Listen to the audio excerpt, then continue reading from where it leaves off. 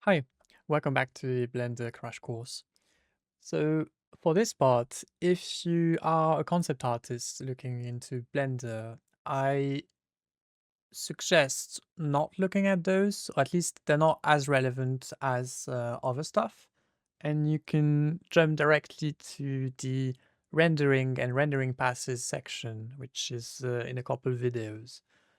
Because what we will focus on this part is preparing a mesh for baking, setting up sharp edges, UV seams, as well as materials, and UV unwrapping. Those could be useful for you, but I am guessing that most of the time we will not use this in concept art blocking, 3D blocking for concept art. So yeah, you can always skip to the rendering section. So let's get to it. Shading. So by default, Blender is in flat shading mode. So if you right click, you can set something to shade smooth, and it's going to take you to the smooth shading mode, which is the one we will be using for setting up sharp edges. So once I have this, I can use either a shade auto smooth there, it's going to pop a modifier there that puts sharp edges everywhere that is more than 30 degrees, or you can manually place those. I will highly recommend manually placing those, otherwise you might end up with sharp edges in seams, which is a big no-no if you bake the object. So, yeah, sharp edges in places that have no seams. So if I right click there, I can mark sharp. It's not going to be called on your version if you're on 1.0, but mark sharp. And then it allows us to have sharp edges all around there. So progressively, I can have my sharp edges, which is equivalent to smoothing group. It's just that you work by delimiting the surrounding area with sharp edges. So this is good for preparing a mesh for baking. And then you have material IDs. So if you have different material IDs, you can add those there with in the material section. I can add a material. So let's say this is wait, is it recrashing? No. Okay, the first time you add a material is going to be a bit slower. Let's say this is the brick, and this is the I don't know, like the grout material. So if you want to see a difference in the viewports, you can just go to the bottom in viewport display and change this color. This is just for the viewport, so it doesn't affect the rendering. So I have one material assigned everywhere. I can also do a selection and assign another material to it. And then you have, see, a couple different materials. If you want to propagate those materials to another mesh, instead of just going inside the other mesh and doing something like this, like finding the right material and then adding another slot and then doing the grout and stuff like that, you can just take this, Control L, copy modifiers, Control L, link materials, and then you have the two slots there, the same slots.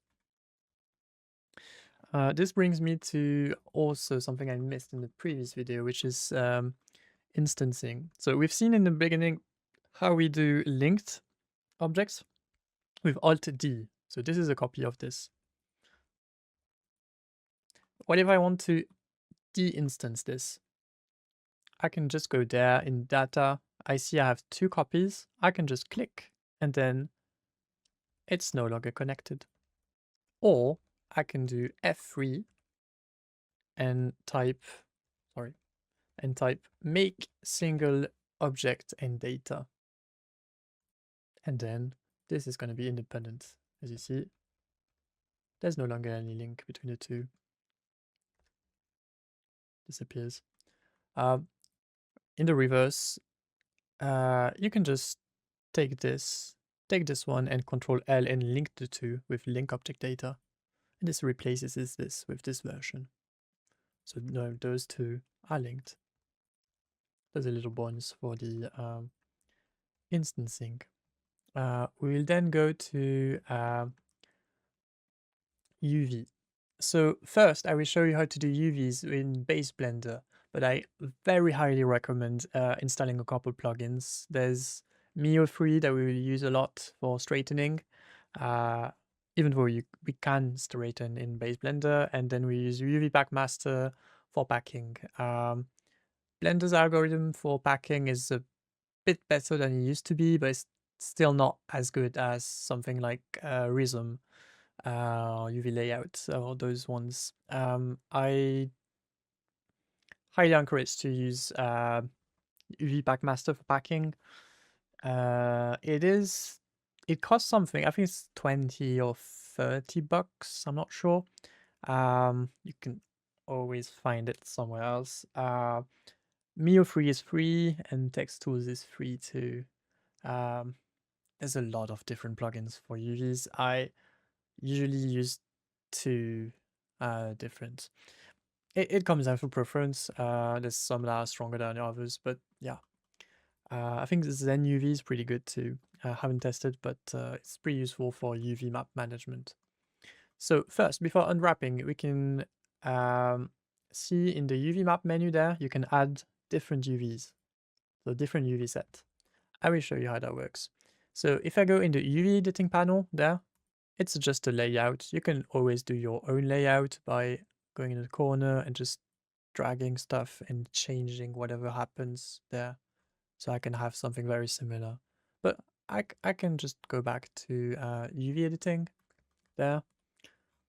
And then I can start unwrapping. So how does unwrapping work? You put seams. So right click mark seam there. You can always use point to point. And you can also have the point to point selection that we've seen in previous videos, mark seams, which is really useful. So instead of select, you can do tag seam there.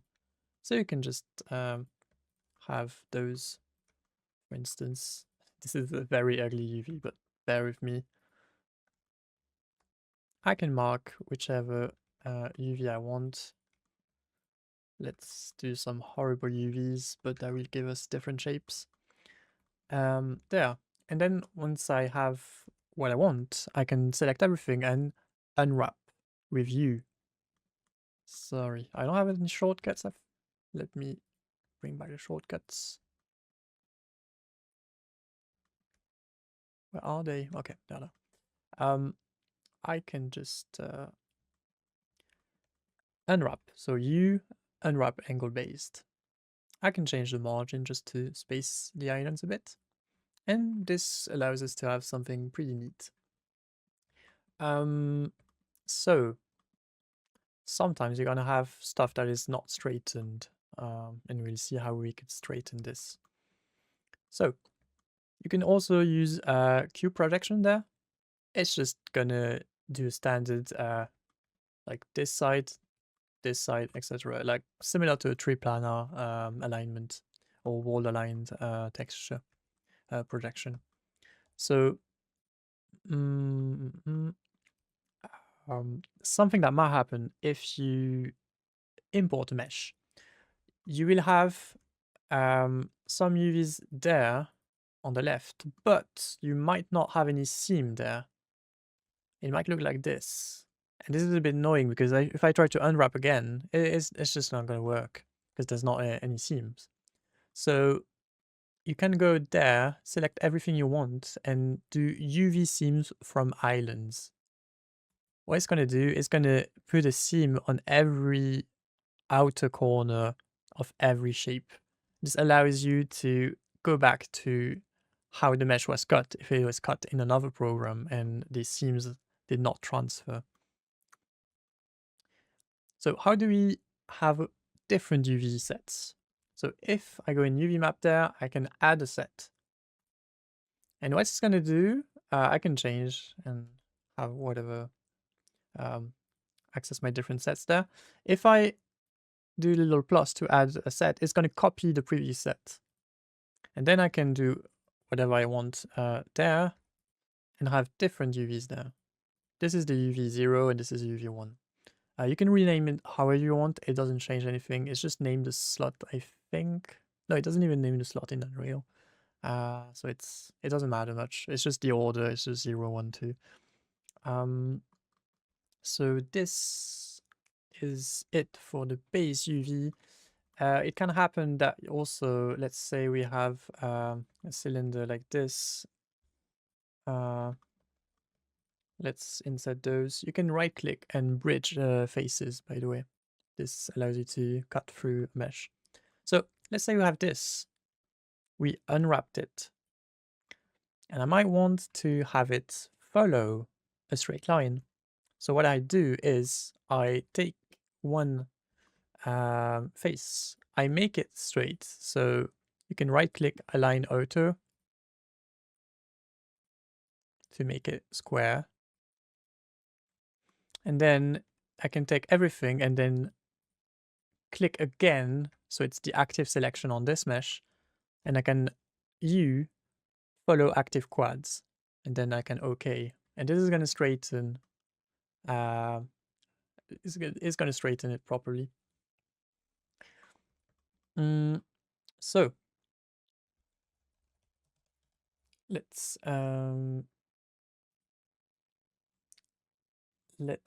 go further. I'm going to cut the video because I need to install a couple plugins such as text tools and oh, actually they're there.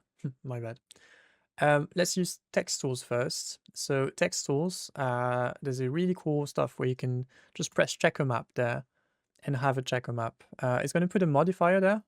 So be mindful, this sort of overrides the materials. So if you want to export the mesh, just deactivate this. So you don't have like one material ID. And then you can unwrap everything sequentially. So let's put a seam there and then unwrap this.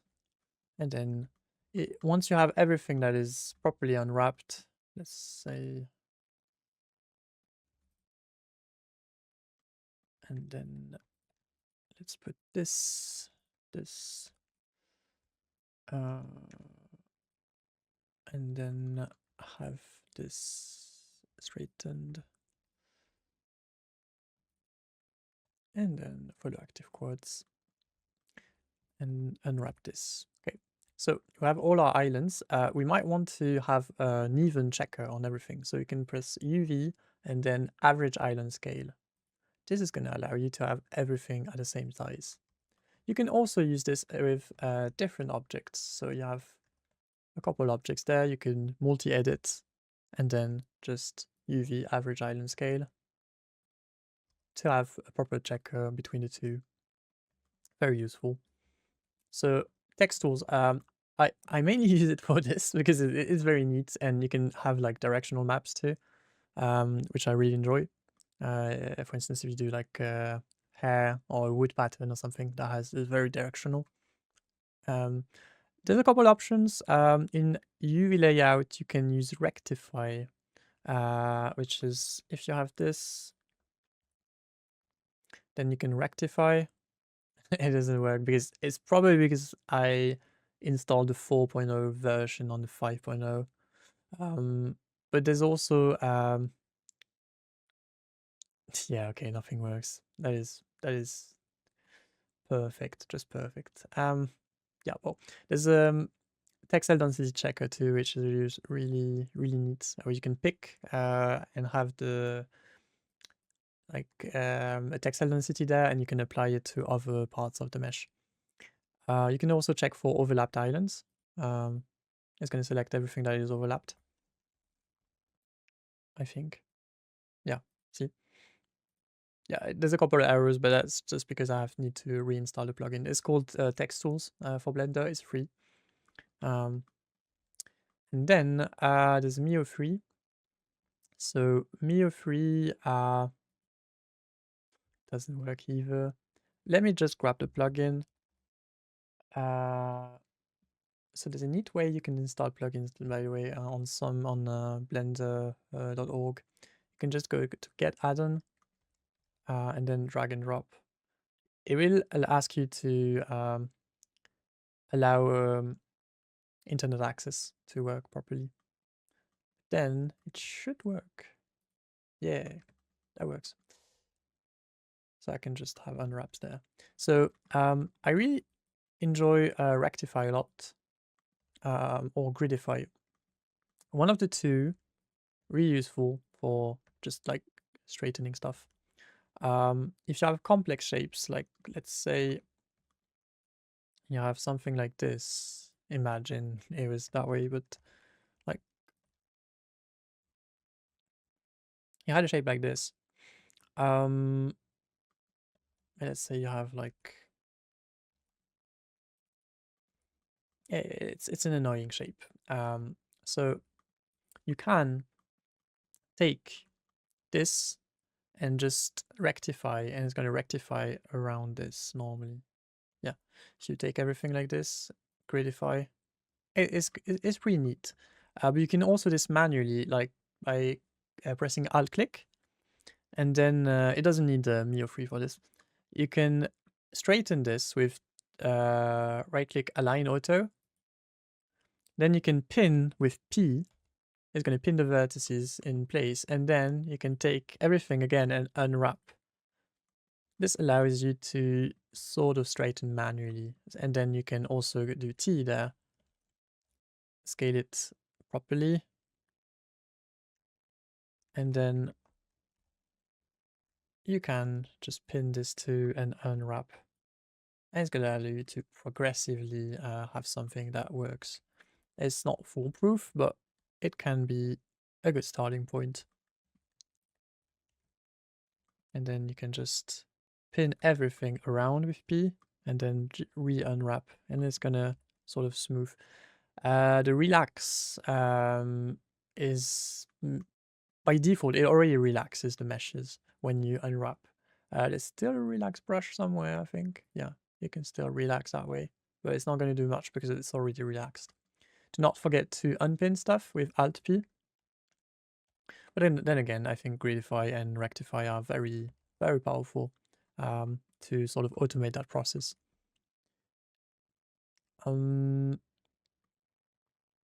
But for complex shape with triangles, for instance, one of the two usually breaks them.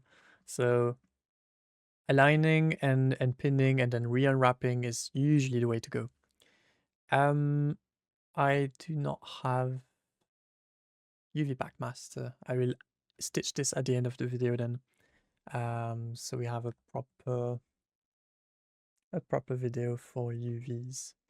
I will just show how to export meshes too. So you just go in File, Export, and then FBX. There's no shortcut by default, but I usually put one. So you can right click, change shortcut, and put whatever you want. I put Shift Control E, and then you can just export whatever you want there. And that should work pretty well. Yep. So I'm just going to cut the video. So UV packing. First, we're going to see something I missed just before, the standard packing. So if you go into the UV panel, you can go to UV Pack Island, and then just you can have fixed rotation. You can have them not affect the scale or rotation if you want to keep them the same way. You can also increase the margin to have like more spacing, and it's going to pack. Problem is, if you have a couple objects, and then you try to pack it, it's not going to be the perfect packing. Let's just put some bit less spacing. But it's not going to be that good of packing, to be honest. It's better than it used to be, but it's just not there. So either use something like Rhythm that like has a bridge between there's an instant bridge with Blender for UVs, which is very neat. Or you use UV Packmaster. So UV Packmaster, by default, you just press pack and you just have to press the sync button on top left. Maybe you might not have to do this in 4.0, but in this version you do. Then you pack and it's gonna pack. This is not, it's still not that good. So you can go back and there's a couple options. There's, for instance, heuristic search. You might have a couple more options. This is in UV Packmaster 2. They're more streamlined there. It doesn't matter. The options I'm telling you to use is going to be the same options. So take heuristic search, and then I can just pack, and then it's gonna try a lot of packing until it gets the best packing. Then it says like this is 77% coverage. You can change also the margin there, so something like 0012. You can pack. So there's a couple really neat options. You can do non-square packing, for instance. So sorry, you can do a box. Let me find where it is. I have no clue in this version where it is. Stack group. Is it there? Yeah, target box. So you can have a packing box for non-square UVs. This is the game changer.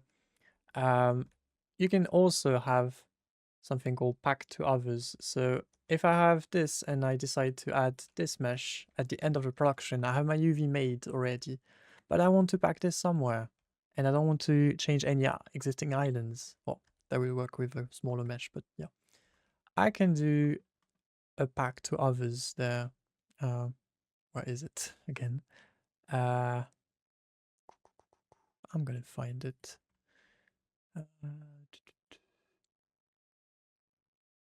Rotation, flipping, normalize, pixel, heuristic.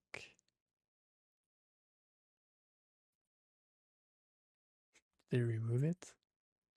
That would be very sad. I'm pretty sure there was an option to pack to others. Let me just check one more time.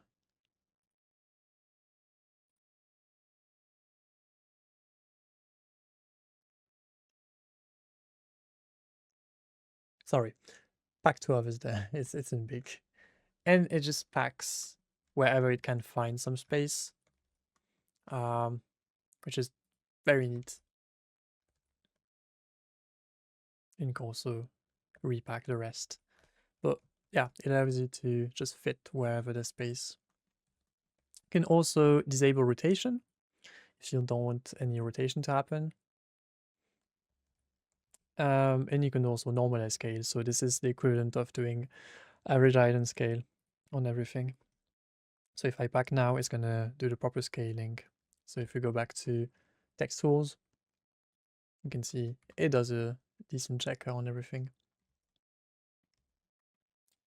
And that covers it for UV Packmaster.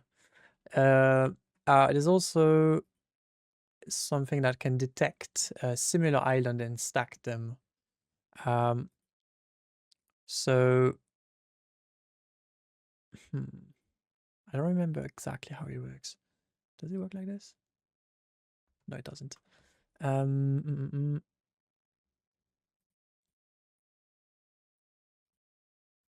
There is a way. I don't remember exactly where, but there's a way that allows you to stack the islands it recognize as similar. You can always do this in that's annoying. You can always do it in Mio3, I think. You can stack similar somewhere.